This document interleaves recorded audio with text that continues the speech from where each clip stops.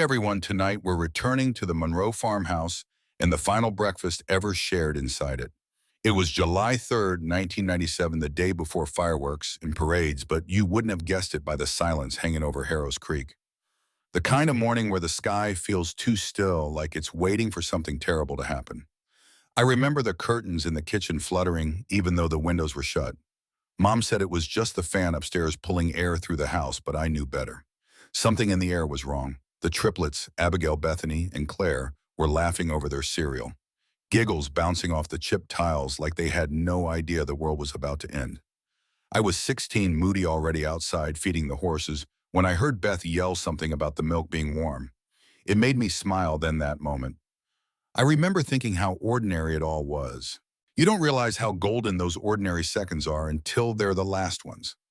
Our dog Marley wouldn't stop pacing the back porch. Tail stiff, head low. He was always skittish before storms, but this felt worse. Dad said it'll pass over like he always did, tugging on a rope that didn't need fixing just to keep his hands busy. We were all pretending it was just another Arkansas summer day. But the storm had already started, not with rain, but with silence. The radio crackled to life around noon. Tornado watch, then warning. I don't know if you've ever felt a tornado coming, really felt it, but it's like the ground gets nervous. Everything tenses up. The wind picks up like it's mad at you for something. Birds disappear. The colors drain out of the sky. It's not fear. It's recognition. The earth knows what's coming. So before you get too comfortable, take a moment to like the video and subscribe, but only if you actually enjoy what I do here. Drop a comment letting me know where you're listening from and what time it is there. Now turn off the lights, maybe turn on a fan for some soft noise, and let's begin tonight's journey together. I was back in the barn when the power cut out.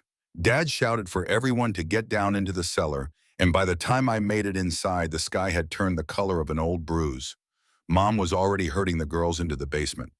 I remember Claire clutching her stuffed rabbit, its ear torn, and Beth refusing to go down until she'd grabbed her cassette player. She said she didn't want to die without music.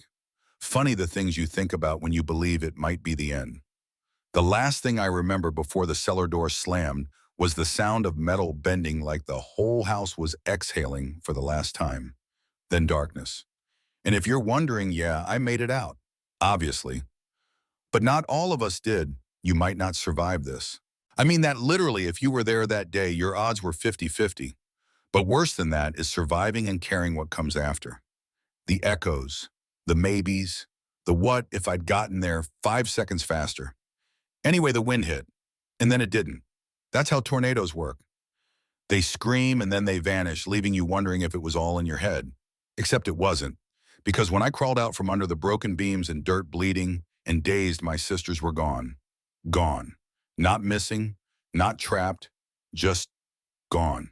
No screams, no footprints, no goodbye, just quiet. They say trauma changes your brain, shrinks your hippocampus or something. I don't know the exact phrasing, some psychology paper I read once, but I do know I've replayed that moment more times than I've blinked in the past 28 years. And it never makes more sense. You know what else stuck with me? The way the cereal bowls were still sitting on the table. Soggy loops floating in milk like nothing had happened. No overturned chairs, no broken windows, just breakfast waiting for kids who would never come back. And here's a fun fact, tornadoes even at EF4 levels rarely make people disappear. Debris. Sure, cars, yeah. But kids, entirely without a single trace of clothing or blood or body, statistically, it shouldn't happen. But Harrow's Creek doesn't care about your statistics. They sent search teams, dogs, helicopters. My parents did interviews. I did one too, sitting on the porch steps in a donated sweatshirt. A local reporter asked what I thought happened to them, and I remember saying, maybe they're just hiding, like they were playing the world's longest game of hide and seek. It would be years before I realized how close I might have been to the truth. When you grow up in a place like Harrow's Creek, Arkansas, you get used to nature doing weird things. Lightning that strikes the same tree every year. Cows that sense an earthquake before the ground even shivers. But nothing prepared the town for what happened that night, and definitely not for what didn't happen after. There were no funerals for the triplets, no caskets, no graves, just a trio of empty beds and a refrigerator still filled with juice boxes no one could throw away. For the first week, people brought casseroles and asked polite questions.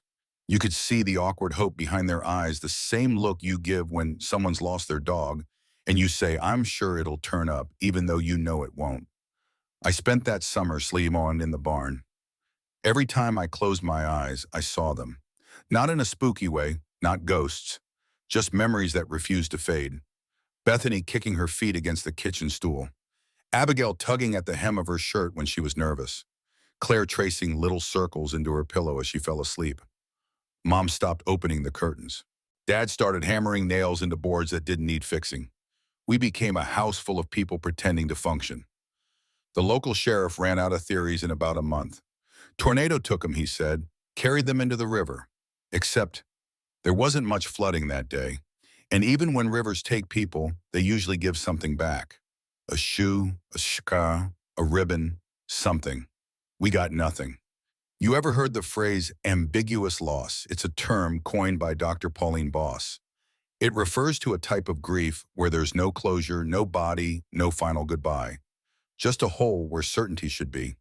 That kind of grief doesn't age well. It doesn't scar over. It just lingers.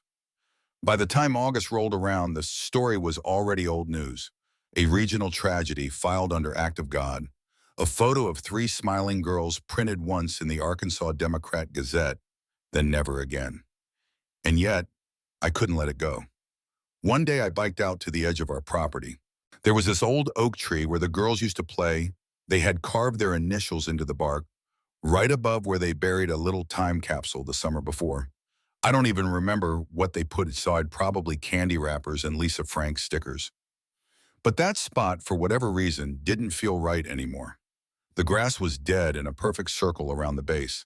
I noticed it without noticing, like my brain logged the data before I could explain why it mattered. Later, I'd come to call those moments whispers. Not real voices, not delusions, just tiny pulls in my gut that told me something wasn't over. The police didn't care much about gut feelings. They asked me to stop calling. They said I was re-traumatizing myself, which sure probably true, but how do you not keep looking when your sisters just vanish off the face of the earth? When even the weather doesn't explain it? I started keeping my own journal, nothing fancy, just notes about dreams. I had things I remembered, places that made the hairs on my arms stand up. I mapped everything: trees, old barns, fences, even the patterns of animal tracks near the creek. It wasn't investigation, it was obsession. And here's a weird fact I learned during high wind events: objects don't always land where you'd expect. A man in Kansas once found his lawn chair 70 miles away, still upright. But even in those freak cases, you find something. Tornadoes don't erase people. Not completely. The more I thought about it, the more something gnawed at me. And this is going to sound strange, but I don't think it was the storm. Don't get me wrong, the storm was real, brutal even, but it didn't feel like the thing that took them. It felt like a cover, a distraction, like something used the chaos to do something worse. I know, tinfoil hat time. But I've had nearly 3 decades to think about this, and I still come back to the same conclusion. Nature doesn't take kids without leaving crumbs. Some nights I'd lie awake replaying the last time I saw them. I kept fixating on how Bethany had grabbed her tape player, like she knew she'd want music wherever she was going. That's what haunted me, the detail. I asked myself once if it was something more, something planned. How did they know the storm was coming? Did someone time it or cause it? You laugh, but weather manipulation is a real field. Cloud seeding, atmospheric experiments.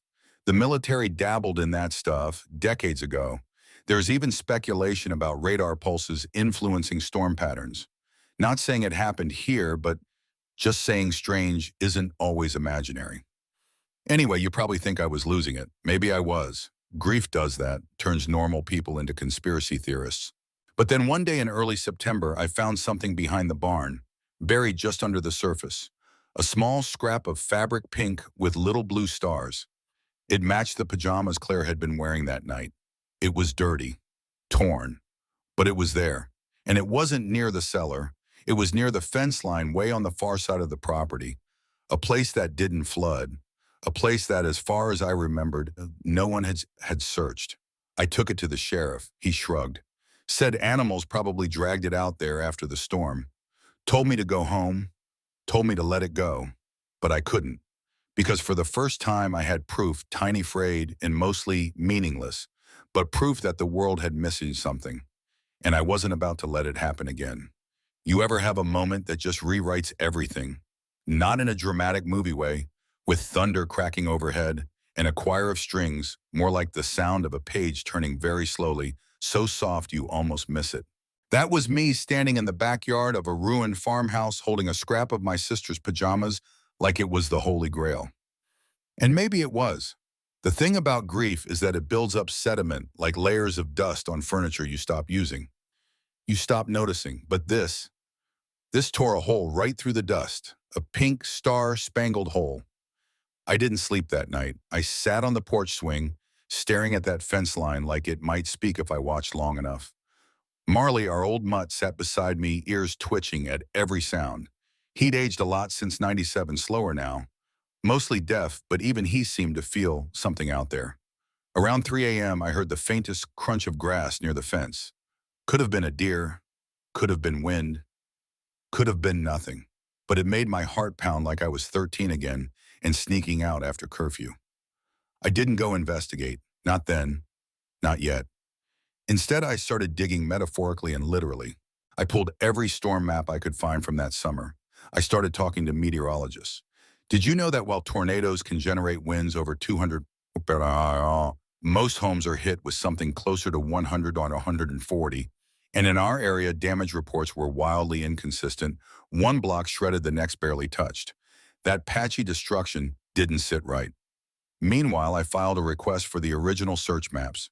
They gave me photocopies, marked zones, radiuses. But here's what bothered me. No one searched the creekside woods beyond our barn. It was dismissed as impassable after the storm. You know what's convenient about impassable terrain? Nobody has to explain what's behind it. So I waited for a dry day. September 14th, 2017. 2 decades since the girls vanished. I put on hiking boots, packed some water, and grabbed my father's old crowbar. He always said never go walking in the woods without something solid in your hand. You never know when the world's going to remind you who's boss. That felt like good advice. The woods were thicker than I remembered. Nature doesn't care about your trauma. It just keeps growing. Ivy thorn bushes, trees with bark like cracked leather. It was like walking through a bruise. But I kept going, retracing old steps, letting muscle memory pull me forward. Then I found it. A clearing. Flat, unnatural. The ground had a strange pattern, almost like tire tracks, but wider and deeper, long since dried and half erased by time. In the center of it was a piece of rusted metal sticking out of the dirt like the edge of a container, or maybe an old well covering. I knelt down, wiped off the dirt. It wasn't a well. It was a lid, a hatch. And that, my friends, is when the voices started up again. Not literal ones, not ghostly whispers, just memories screaming louder than they had in years. Abigail yelling that the milk was warm. Claire's sleepy voice asking if they could take their rabbit into the cellar. Bethany pressing play on her cassette, that song by Paula Abdul she loves so much. I stood up, heart hammering, crowbar shaking in my grip, and then I walked away. I couldn't open it. Not then. Why? Because it meant I was right. And being right about this felt like a death sentence. The next day I called the sheriff's office, told them what I'd found. They said it was probably septic, said they'd send someone next week. No one came. So I went back, alone. It took 3 hours to dig around the edges of the hatch. My palms were blistered, the crowbar bent. But finally the lid shifted, not open but enough to reveal darkness beneath. And you know what hit me first? The smell. Not rot, not death, just damp, stale metallic damp. Like a forgotten basement where time had curled up and gone to sleep. I dropped a pebble inside, waited. Nothing. Just silence. So I came back the next day, this time with a flashlight and a rope, and I went in. Okay, time out. For a quick, quirky fact, in the 1980s and 90s, people used to build storm bunkers on private property, sometimes without permits, sometimes just for kicks. Most were about 10 feet deep. Concrete walls, no plumbing, no exit but the hatch. What I found was deeper, way deeper. The ladder went down at least 20 feet, rusted metal rungs that groaned under my weight. I counted my steps out loud. I always do that when I'm scared. Helps the brain stay busy. 17, 18, 19. I hit the ground. Dirt floor, brick walls, one bulb broken, a small wooden table. And this is what made my knees give out a child's bracelet. Pink and yellow thread, faded, frayed. Bethany had made it the summer before she disappeared. I still have the photo of her wearing it, sitting on the porch swing, sun in her eyes. I sat there in that room for a long time, just breathing, just staring. Then I noticed something scratched into the brick wall beside the table. A name. Claire. 3 tall letters, barely legible, carved with something sharp. I didn't cry. I just whispered I knew it and climbed back up the ladder. I wasn't ready to know what else was down there. Not yet. I didn't go back down for 3 days. And when I say I didn't sleep in that time, I mean it, not really. I'd lie in bed staring at the ceiling fan as it whirred around like it was trying to hypnotize me out of my thoughts. The bracelet sat on the nightstand next to an unopened bottle of water and a copy of The Body Keeps the Score that I was pretending to read. I kept thinking about that name Claire scratched into the brick. The C was clean deliberate. The L a little wobbly, like whoever etched it had to stop and restart. But it was hers. I would have known that curl on the R anywhere. She'd written it like that since she was 5. When I finally went back, I brought gloves, a proper flashlight, and don't laugh a walkie-talkie. I clipped it to my belt and left the second one in my truck, just in case. As if someone would hear me if I called for help. As if anyone had been listening all this time. This time I didn't stop halfway down. I descended all the way, heart pounding like a bass drum in a horror movie. The floor was as I remembered, damp, packed dirt, but now I noticed something else. The scratches weren't just on the wall. They were everywhere. Little tick marks, groups of 5, some faint, some etched so hard they cut into the brick. I followed them around the room. 100, 200. At some point I stopped counting. She'd been keeping time, days, months, years. I felt sick. At the far end of the room, half covered by a fallen plank, I found a metal tin.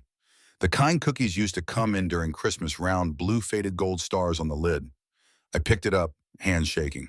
Inside a notebook, pages curled with age, ink blurred in places. The front cover said nothing but BCA, their initials. I flipped it open. The first few pages were drawings, stick figures, rain clouds, a sun with sunglasses.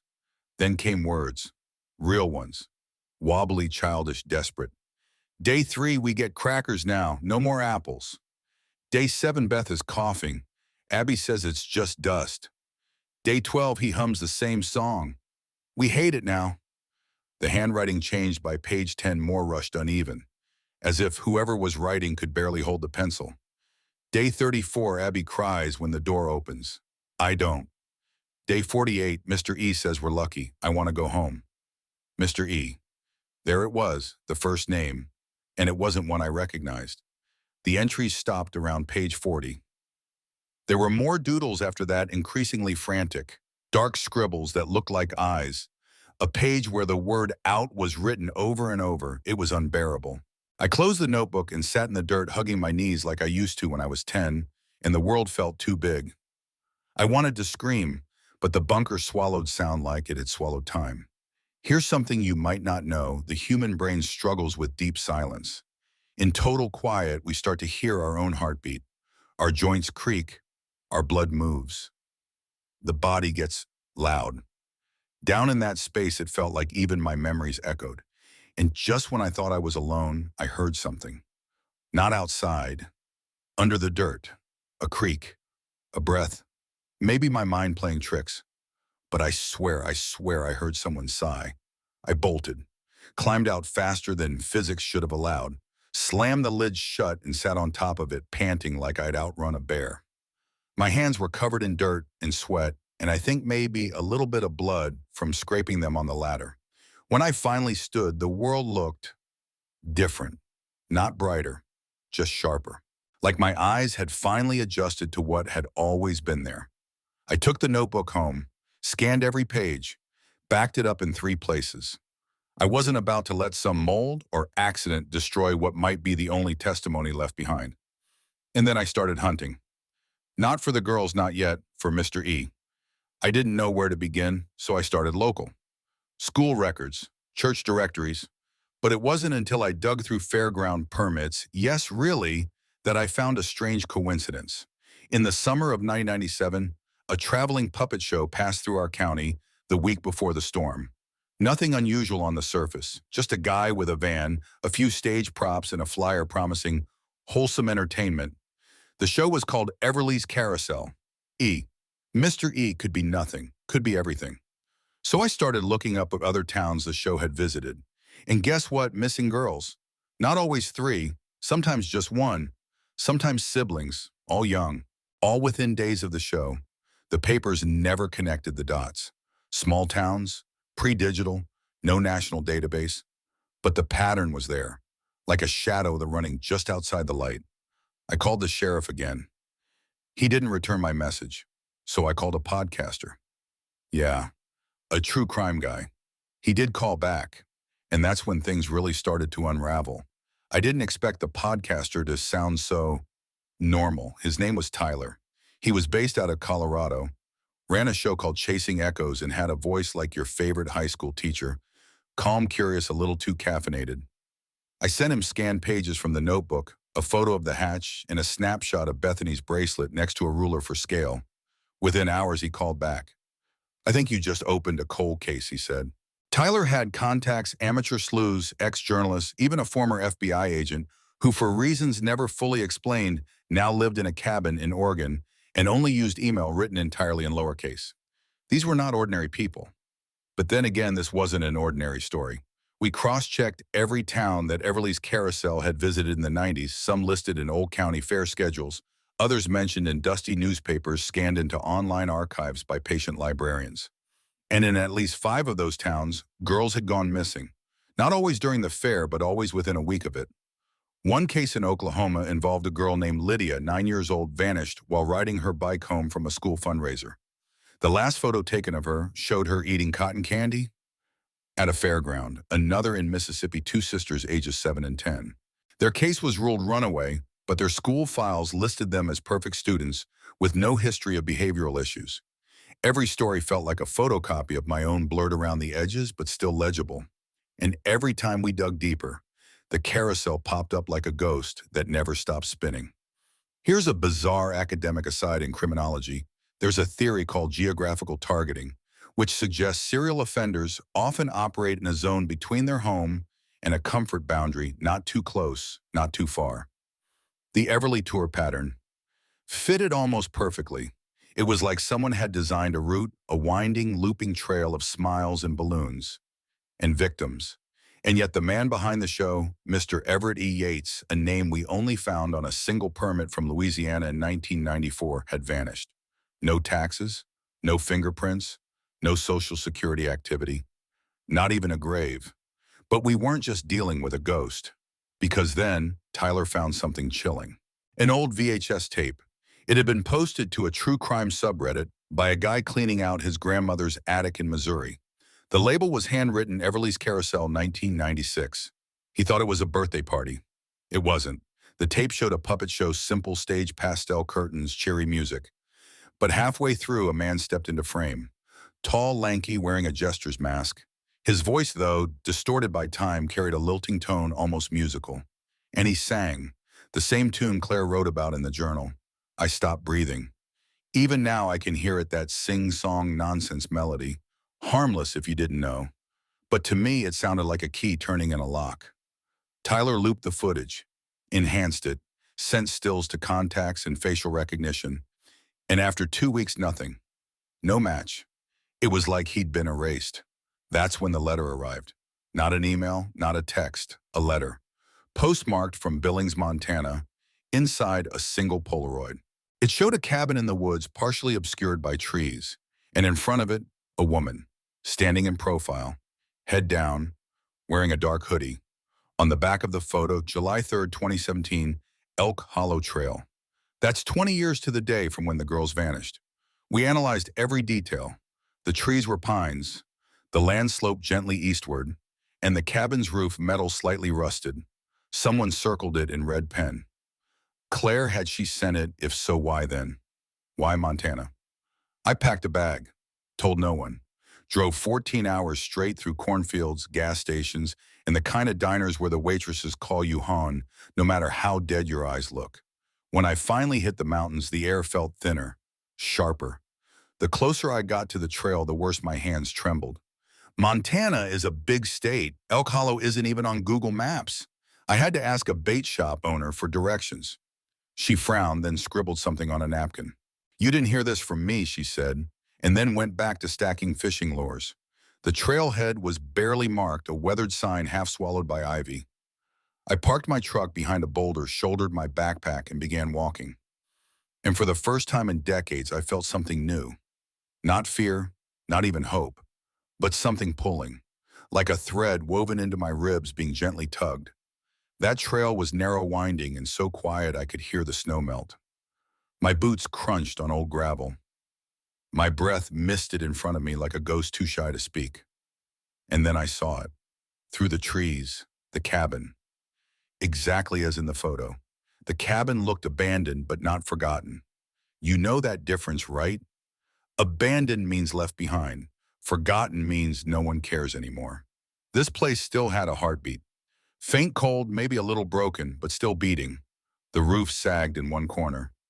The door was slightly ajar, its lower half swollen from weather.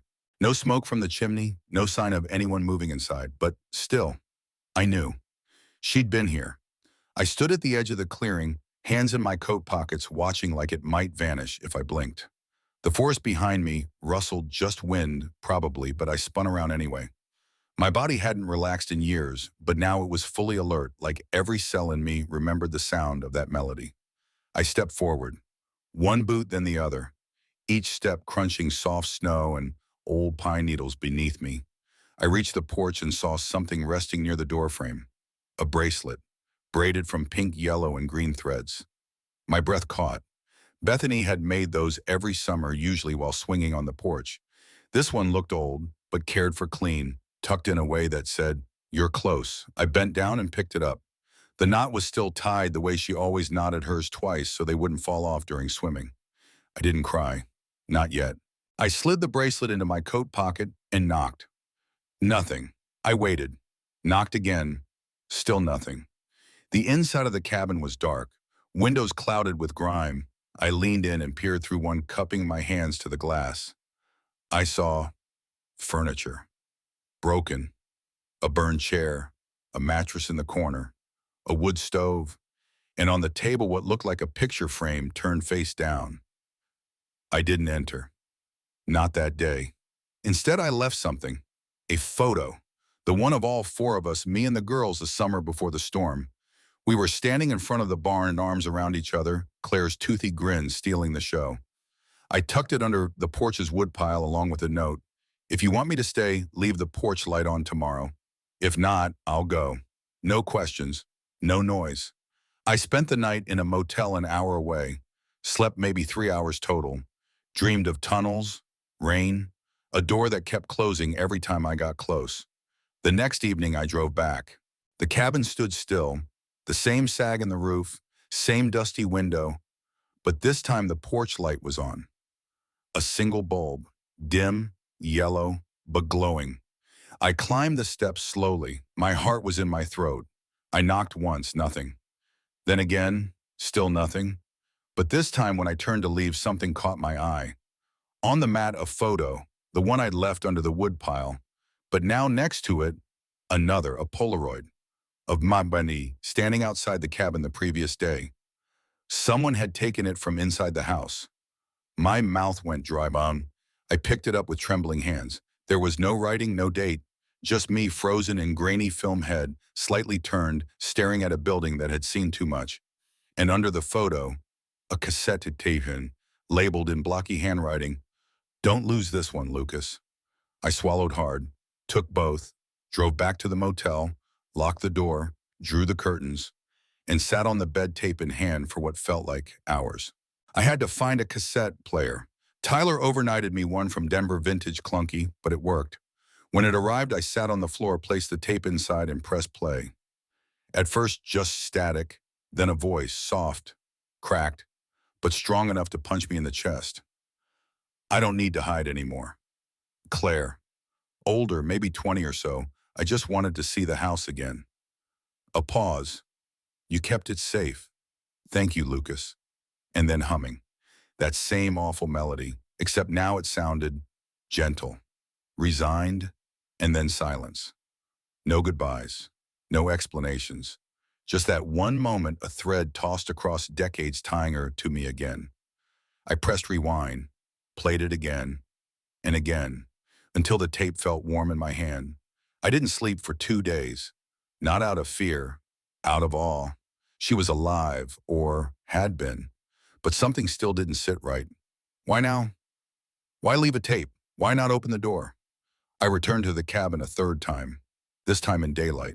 The door was locked, windows still fogged, but I noticed a trail, a line of faint footprints leading from the porch down the slope toward the tree line. I followed them for about 30 yards and found another photo, tucked between two stones. It showed the cellar door, our cellar from the Monroe farm, burned, half buried. On the back, written in the same shaky block letters, they kept everything. I stared at it for a long time. They, who were they, government, cult, something worse? I don't have answers, just more questions. And I knew where I had to go next, back home, back to the cellar. You'd think that going back to the place where everything broke would feel familiar, like walking into a bad dream you've already had 100 times. But it didn't. It felt worse. Not because the house had changed, though it had, but because I had. I wasn't returning as the kid who had crawled out of rubble. I was returning as a man who knew there were things beneath that rubble, things left behind, things hidden on purpose. I parked where the barn used to stand. The land had swallowed it, grass taller than my knees, blackberry vines curling like lazy snakes over fallen wood. My boots crunched over old glass, soft soil memories. The farmhouse was still there technically. The roof had caved in. One side looked like it had been chewed by time. But the cellar entrance, that was intact, mostly. The wooden doors had warped again, and then broken into a yawning, splintered grin. Someone had tried to patch them up once, maybe in the early 2000s, but the boards were brittle and split down the middle. I stood there for a while, crowbar in hand, unsure what I expected to find. The cellar stairs were still there, though moldy and treacherous. I descended slowly, testing each step like I was defusing a bomb. My flashlight beam danced ahead, catching cobwebs, dust motes, and the rusted skeleton of an old water heater. The space smelled like rot and mildew, like a memory you left in the fridge too long. And then I saw it. Tucked in the far corner, half covered by debris, was something I hadn't seen since 1997. The girl's journal. The original one. Not the notebook I found in Montana. This one was older, smaller, spiral-bound. The one Bethany used to carry around everywhere, even to church. Mom used to scold her for doodling during sermons. I picked it up carefully. The cover was warped. The pages stuck together like they'd fused. I flipped through what I could.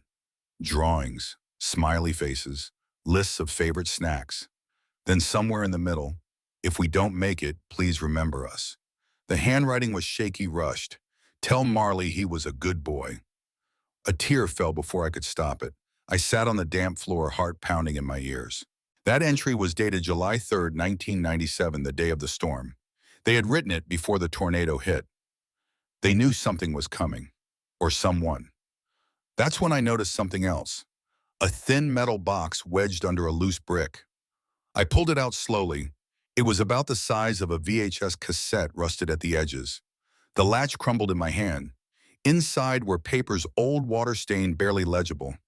Receipts, fuel logs, hand-drawn maps. One map showed our property, with little X's, one at the tree line, one by the barn, one right beneath the cellar, and tucked between the papers, a black and white photo, a man's hand gripping a child's wrist. No faces, no background, just fingers pressing too tightly on skin. On the back, a sentence in all caps, he kept records. The handwriting matched Claire's. I staggered back like I'd been punched, because this wasn't just a memory box. This was evidence, documentation, a trail, and someone had hidden it. Not just hidden buried it. It was at that exact moment I realized something terrible Claire hadn't just survived. She'd documented everything, every detail, every place, every hand. And she'd left this behind, knowing I'd come back for it. I climbed out of the cellar, blinking into the pale afternoon light. The world above hadn't changed. Birds chirped, a breeze rustled the trees, but the world below it had shifted. I took the box and the journal to the sheriff's office. This time I didn't ask. I demanded. The case was reopened within 48 hours. The FBI got involved. The podcaster Tyler ran a special episode that broke every download record he'd ever had. And then something unexpected happened. A woman came forward from northern Wyoming. She said she'd seen the man in the puppet show photo. Back in 2007, he was working under a fake name fixing pipes at a campground. Quiet, polite, drove a rusted van. Vanished one night, left behind only his tools and a book of poetry with the name E. Yates scratched inside the cover. The FBI found the van, and inside, taped beneath the front seat, a cassette labeled July 1999. Claire, I wasn't allowed to hear it right away. Protocol, they said. Ongoing investigation. But I waited, and eventually I got a copy. You want to know what it said?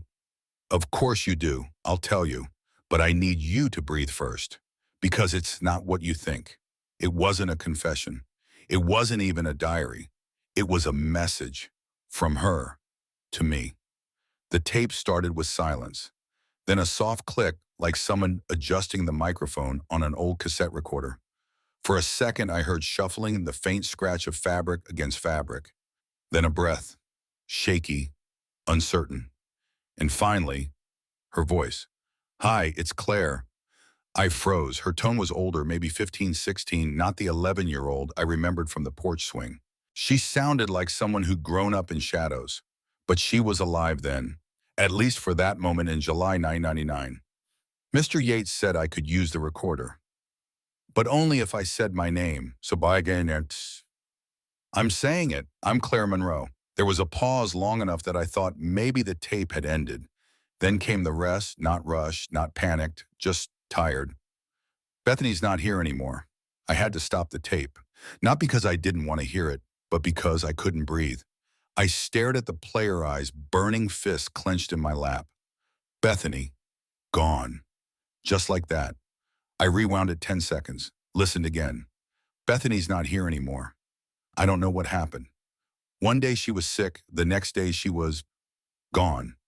Mr. Yates said she went to a better place. But I didn't believe him. The voice cracked a little. Abigail still hums to herself, but she doesn't talk much. There were more pages, more entries on that tape. I listened to the whole thing 3 times in a row.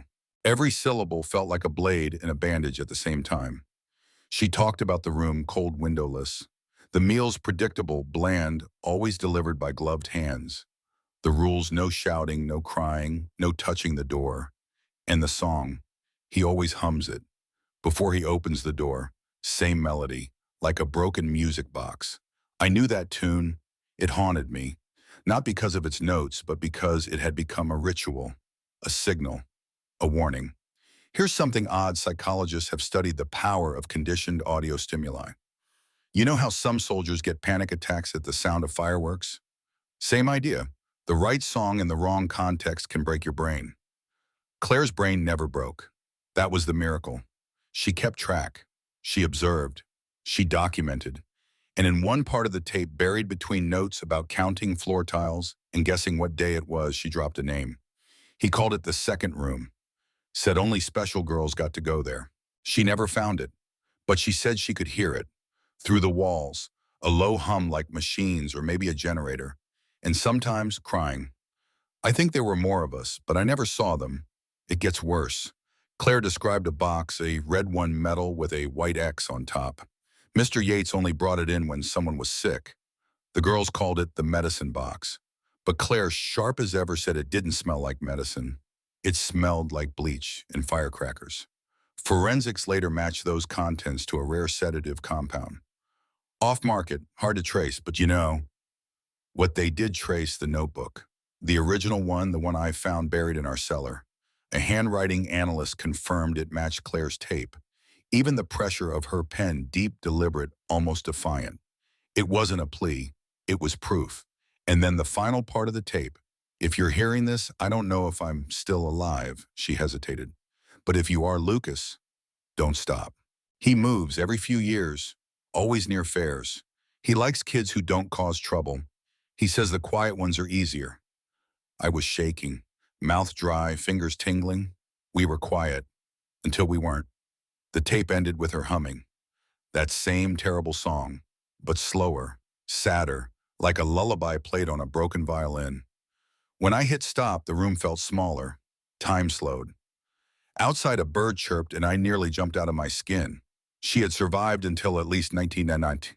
That meant she was out there, possibly well into her teens. Possibly still out there. I called Tyler. He was already 2 steps ahead. His team had posted fragments of Claire's voice to social media, asking for anonymous tips. A week later, a trucker from Idaho, called in. He swore he'd given a ride to a girl who sounded just like her in the early 2000s. She said her name was Clara. She asked to be dropped off in Spokane. That's where the trail ended. For now. But something had shifted.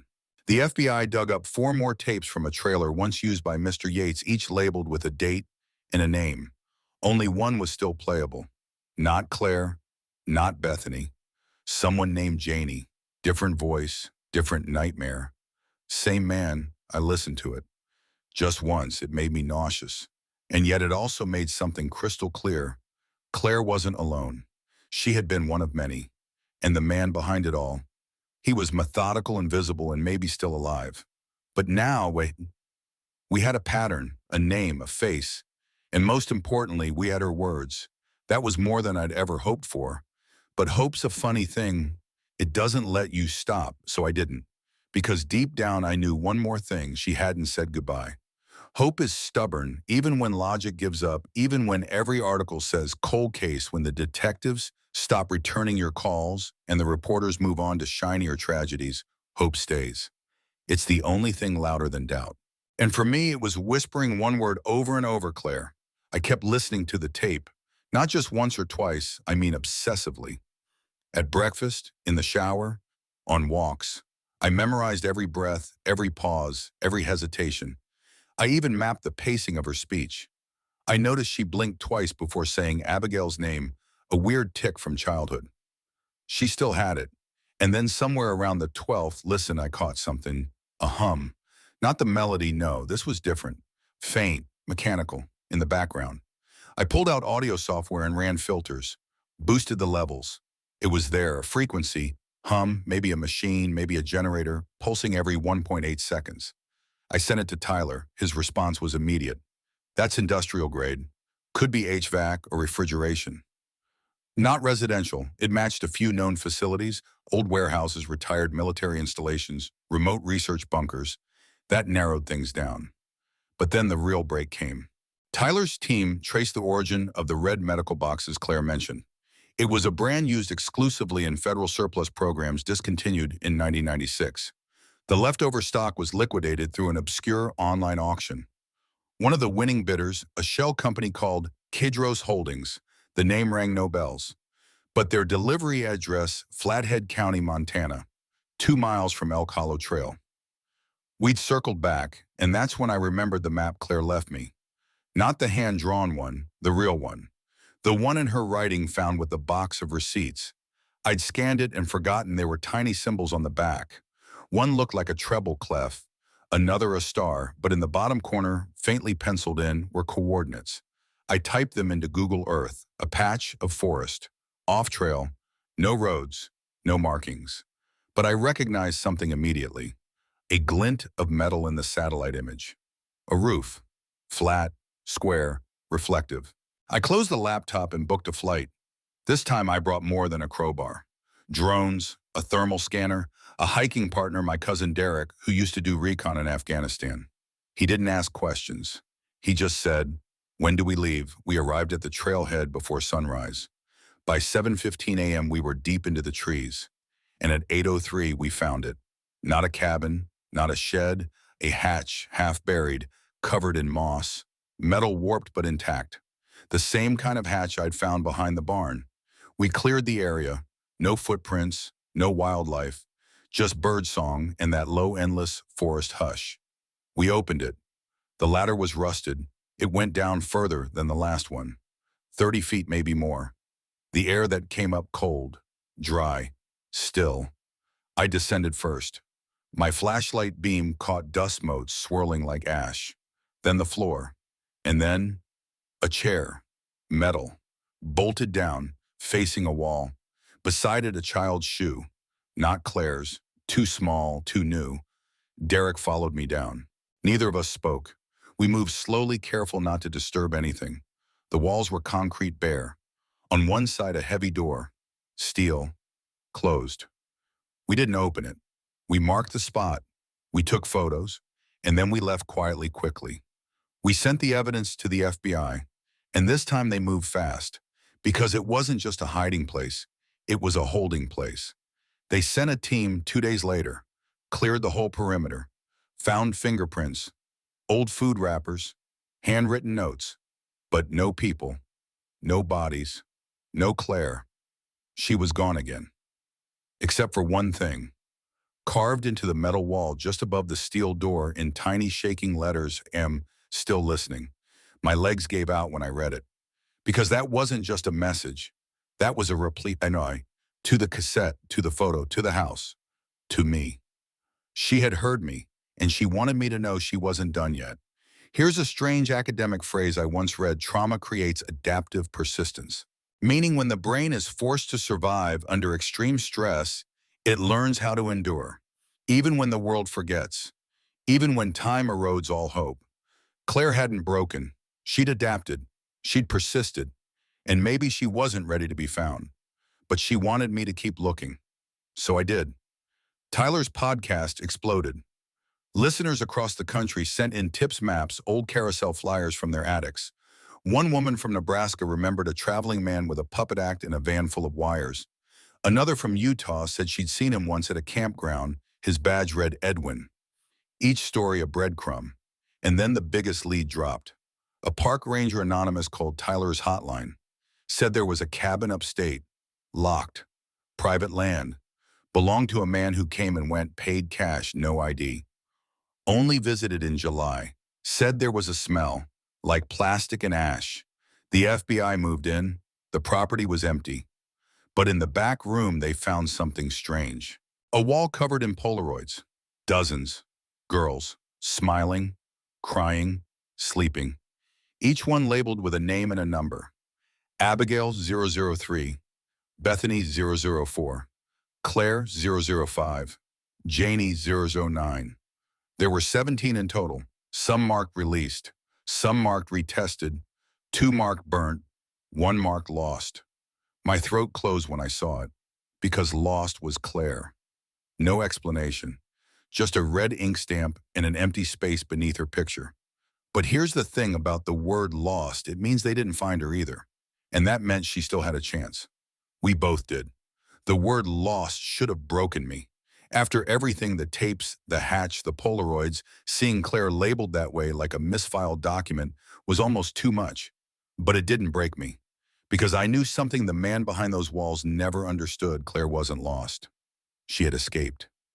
That single difference changed everything. She had outlasted him, outsmarted him. And somehow she'd survived long enough to leave me a trail. That trail wasn't easy to follow. It wasn't a red ribbon tied to tree branches or a trail of breadcrumbs in the dirt. It was quieter, smarter, woven into the silence like invisible ink. The Polaroids had metadata, handwritten dates, often near July 3rd, almost always aligned with small-town events. County fairs, flea markets, puppet shows. Every one of them connected by roads no one thought to watch. It was a web, and Claire had slipped through a crack in it. I started plotting everything, every carousel sighting, every missing girl, every location tied to Kedros Holdings. The pattern was maddening. No straight lines, just spirals, loops doubling back like a snake shedding its skin. I marked 3 sites still unsearched. One was a shuttered summer camp in Idaho. One was a flood-damaged church in Oklahoma. And the third, an old train station in northern Colorado. Abandoned. No working lines. Privately owned by a holding group that, surprise, connected back to the same shell company. The station was remote miles from town, surrounded by barbed wire and tall grass. When Tyler and I arrived, the sun was just beginning to set, painting the sky a tired gold. We parked by the tree line and walked in silence, flashlights off, guided by instinct and map lines that no longer existed. The place was a ruin, windows busted, graffiti on the walls. Inside, the air was musty, the kind that clings to your lungs, and whispers of lead paint and regret. There were old benches, a cracked vending machine, and in one corner, a locker, numbered 17, locked. Tyler pried it open.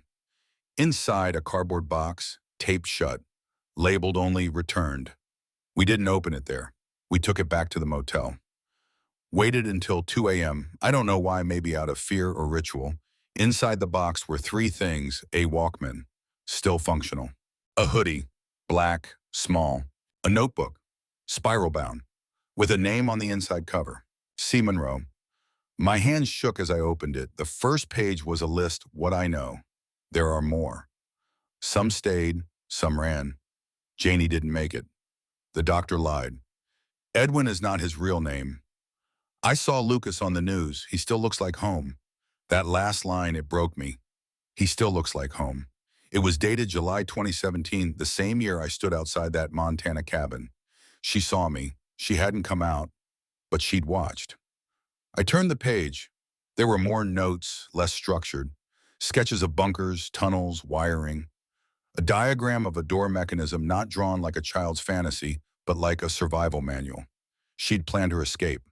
Methodically, quietly, brilliantly, and at the very back, folded into the notebook's last page, a photo. Not a Polaroid, a printed digital photo, low resolution, slightly faded. It showed a woman older than the Claire I remembered, maybe mid-20s, sitting on a bus bench. Hood up, head down, holding a duffel bag. Behind her, a sign, Welcome to Butte, Montana, dated April 2020. I flipped it over. On the back, in tiny handwriting, I'm tired, but I'm trying. There was no return address, but now I knew.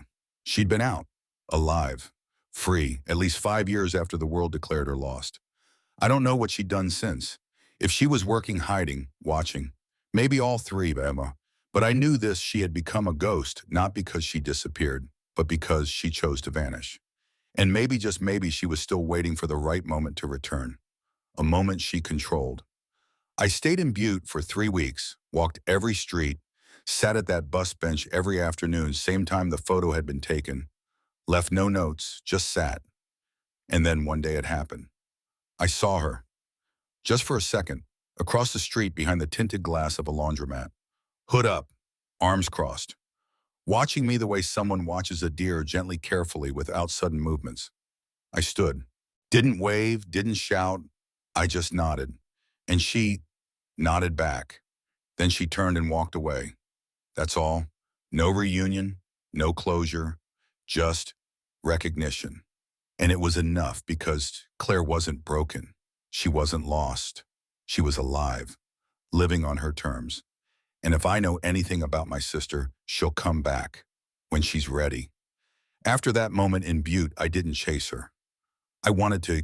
God, did I want to, but something in her eyes said, not yet. Not because she didn't love me, not because she was afraid, but because she was still building something, still in the middle of a story I wasn't supposed to interrupt. So I let her walk away. That was one of the hardest things I've ever done. I returned home with more questions than answers, but with one truth etched into my bones: Claire was alive. And she didn't want to be found. She wanted to be understood. That's when I went back to the farmhouse for the last time. It was early spring, the kind of day where everything smells like wet bark and second chances. I hadn't been back since the FBI cleared the property. They'd left it mostly untouched, though someone had marked the cellar with orange tape and posted a faded warning sign, unsafe entry, federal jurisdiction. I ignored it. Inside, the air was cooler than I remembered. The cellar door groaned like an old man telling you to leave him be. I stepped down 1 foot after the other until I reached the bottom. The journal was gone. Of course it was. But something else was there, a small envelope tucked under a rock. No name on it, just the word home. Inside, a Polaroid. 3 girls sitting on a tire swing. The photo was torn at the bottom edges, browned like it had lived in someone's pocket too long. Abigail, Bethany, Claire. Claire was looking at the camera, a knowing look, the kind that says, "You won't understand this yet, but someday you will." On the back, written in ink, "The swing still creaks when the wind blows. Thought you should know." That was the second time I cried, not like sobbing, just a quiet, full-body grief that slipped out of my lungs and curled into the corners of the cellar. The kind that doesn't ask for attention. It just exists. I stayed there for hours, didn't move, didn't speak, just sat in the last place we'd all been together, listening to wind whistle through broken floorboards and imagining the echo of three voices asking for one more story before bed. And when I finally climbed out, I didn't shut the door behind me. I left it open. Just a crack, in case she ever came back. Here's something a psychologist once told me, told a class I was eavesdropping on through a YouTube rabbit hole. Closure isn't something that happens. It's something you build. I think Claire knew that better than any of us. She didn't wait for the world to give her healing. She carved it out herself. One secret message, one cassette, one hidden photo at a time. In the weeks that followed, I started organizing everything. The letters, the notebooks, the police reports, the maps. I scanned and backed them all up. Even created an archive in the front room of the rebuilt farmhouse. I didn't rebuild it to live in. I rebuilt it to remember. Inside, I created a quiet space. Just 3 chairs, one for each sister, facing west toward the hills. I stained them white just like the porch swing used to be. When the wind picks up, they creak in unison. You can almost hear them giggling again. And I added a 4th chair, mine. I sit there most evenings just listening. Sometimes I bring hot tea. Sometimes I play old cassette tapes on a portable player. Sometimes I hum that awful melody just to take it back from him. But mostly I wait. Not with urgency, not with desperation, just patience. Because if Claire survived that, then she can survive anything. And someday she'll come home. When she does, I won't ask where she's been. I'll just say I kept it safe. The story might have ended there if not for the envelope.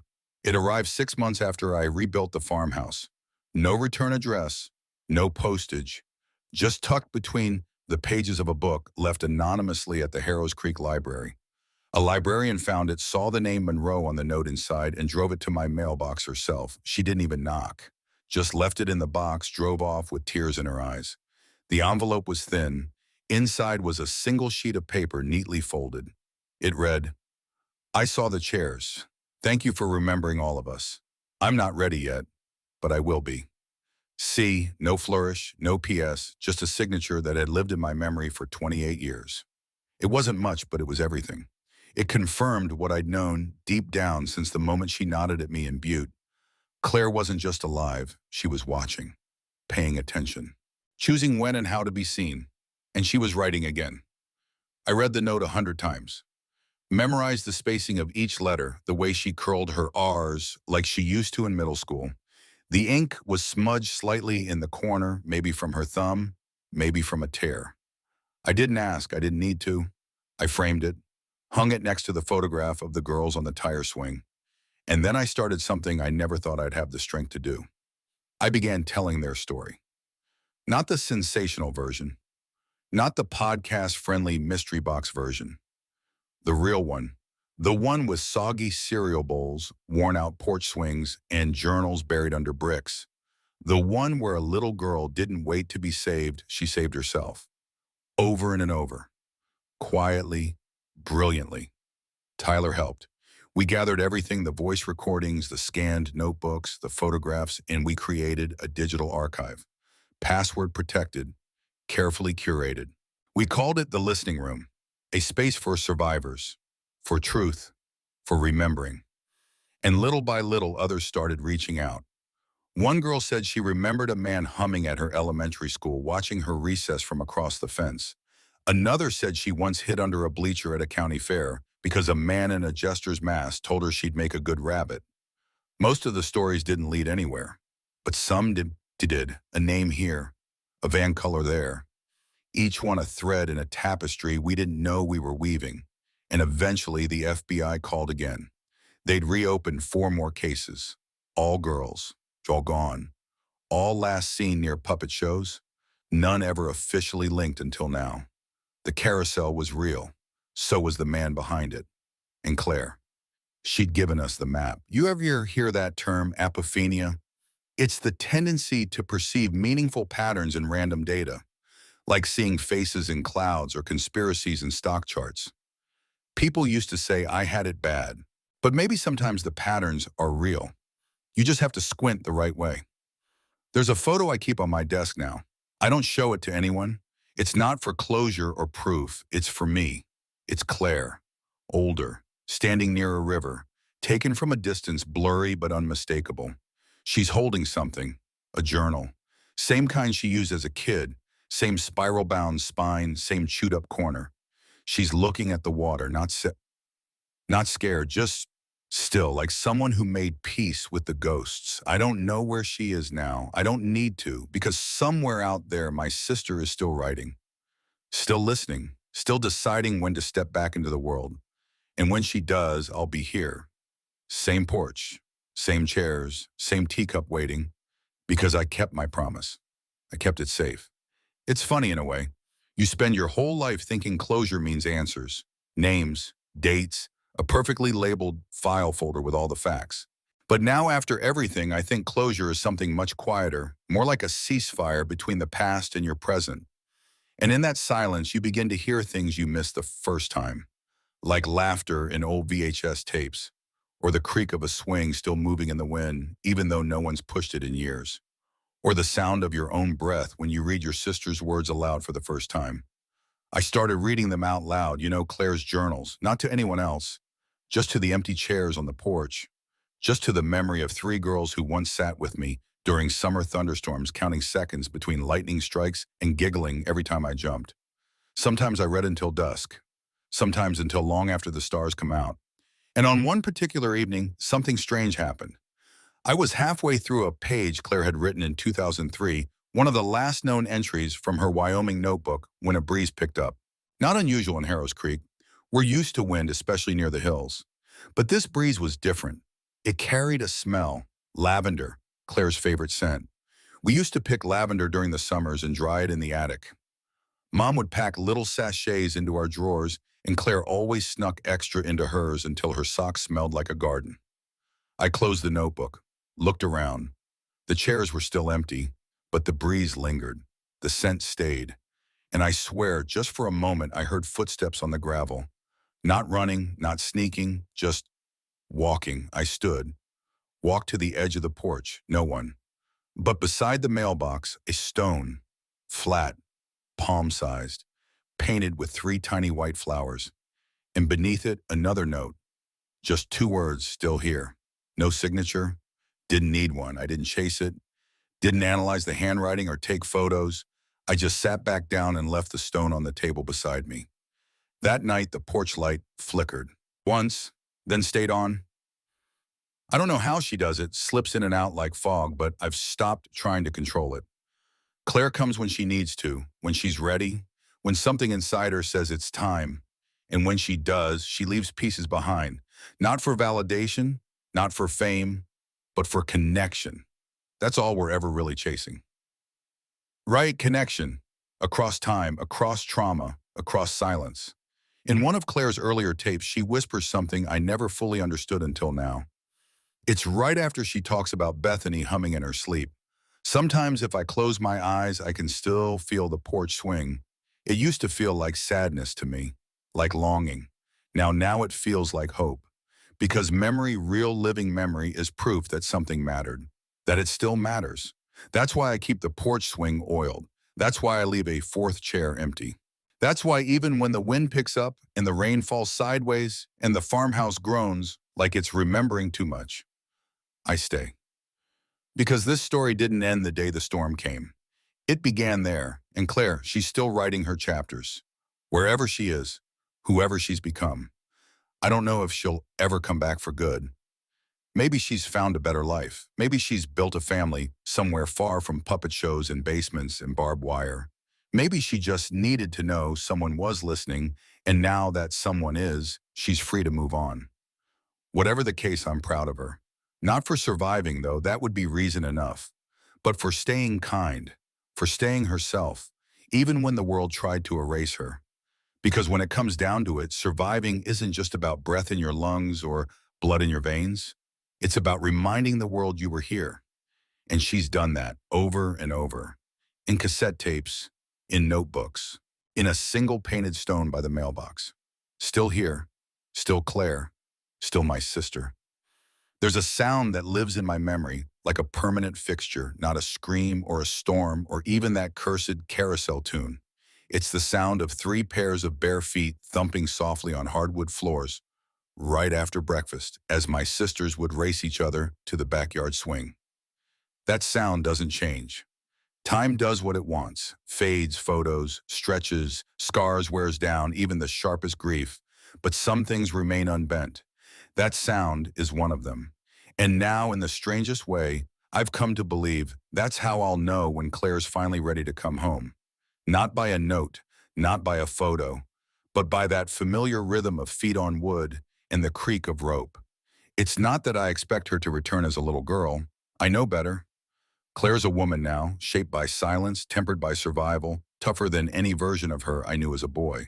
But I like to imagine in some warm corner of her heart, there's still that child who believed porch swings were magic, and that safety could be found in the sound of her brother's voice reading stories before bed. I think that child kept her going. And I think that's who keeps sending the signs, because they haven't stopped. 2 weeks after the last note, I got a voicemail. No number, just static. And after 30 seconds, a single line. 3 chairs isn't enough. Then a click. At first, I thought it was a prank, or maybe my mind trying to invent more than was there. But the next morning, I found it. A fourth bracelet, braided pink, yellow, green, and blue, tied gently around the handle of the back gate. The message was clear. Claire wasn't alone. She had found someone, maybe others, maybe more girls like her. Maybe she wasn't just surviving anymore. Maybe she was protecting. And if that's true, then what she's doing out there is more important than any reunion, any headline, any perfect ending. It means the story didn't stop when she vanished. It means it multiplied. The farmhouse has become something different now. Not a museum, not a tomb, a beacon.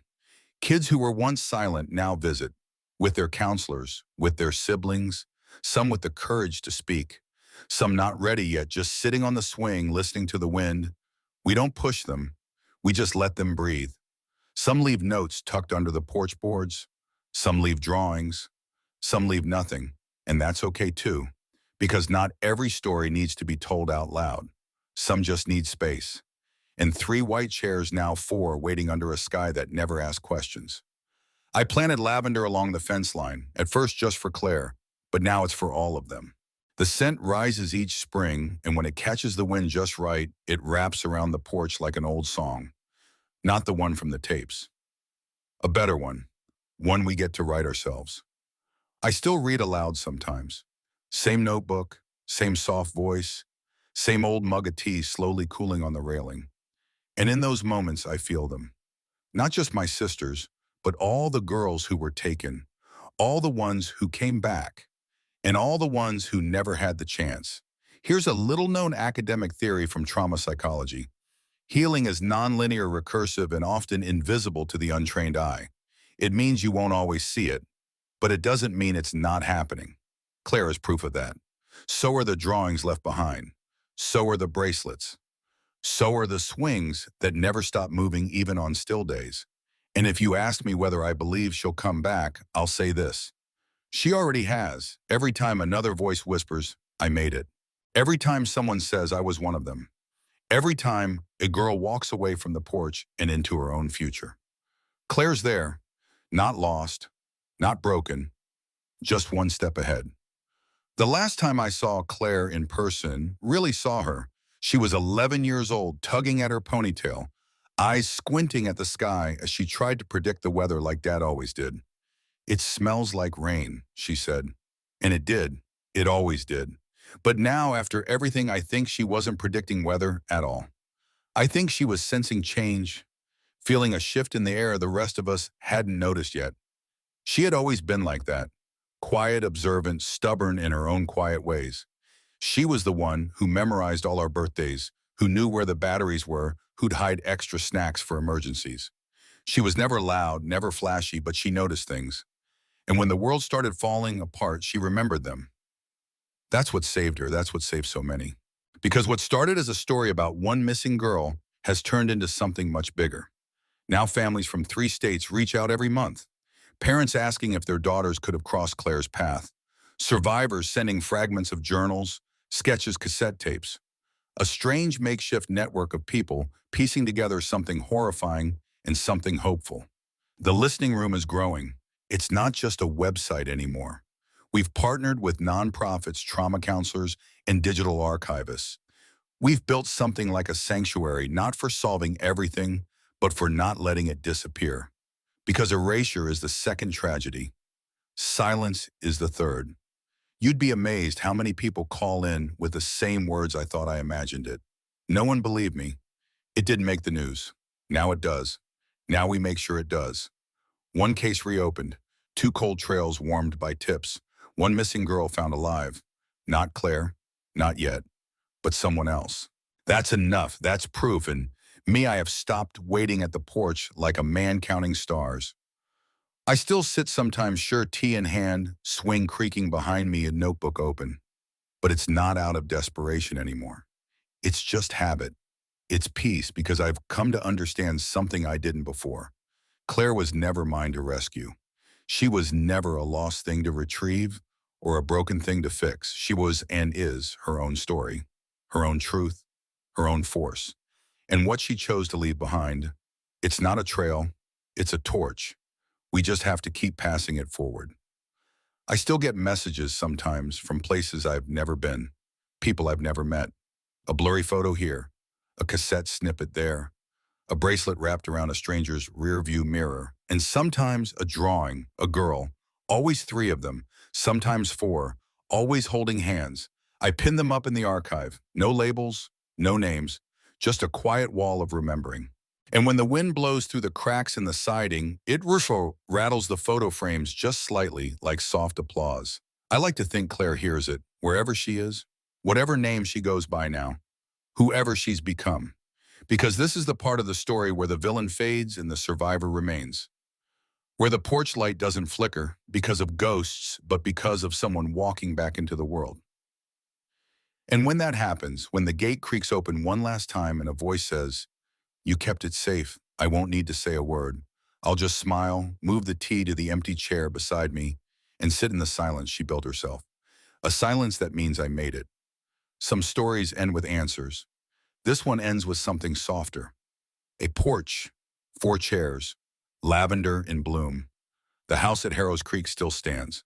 Not because it's sturdy or because the wind has learned to be kind, but because someone decided that memory matters, even the hardest parts. And on certain nights, just after the sun slips behind the hills, you can hear the swing creak softly. The way it did when 3 little girls used to race across the grass barefoot, laughing about nothing at all. The way it did when Claire whispered through brick walls and cassette tapes, "I am still listening." She still is. And so are we. The world is loud, chaotic, and impatient. But healing, that's quiet. That's steady. That's one girl carving her name into the side of a cellar and another learning years later how to speak it out loud. And if you find yourself sitting in silence thinking of someone you lost or someone you hope to find again, know this: that you are not alone. They are not forgotten. And sometimes, just sometimes, the swing still moves. So tonight, before you sleep, close your eyes. Picture 3 chairs gently swaying and one light always on. Good night.